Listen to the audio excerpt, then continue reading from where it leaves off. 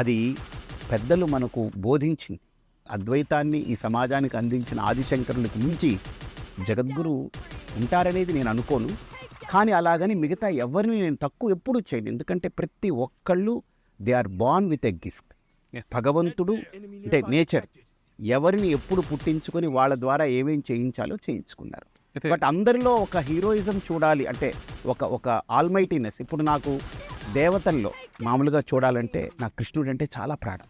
కృష్ణుడు అంటే నాకు ప్రాణం. ఎందుకనంటే ఆయన ఒకటే నేర్పాడు, తెల్లగా బయటికి కనిపించేవాడు లోపల నల్లని వాడు ఉంటాడు, నల్లగా బయటికి కనిపించేవాడిలో తెల్లని వాడు అంటారు.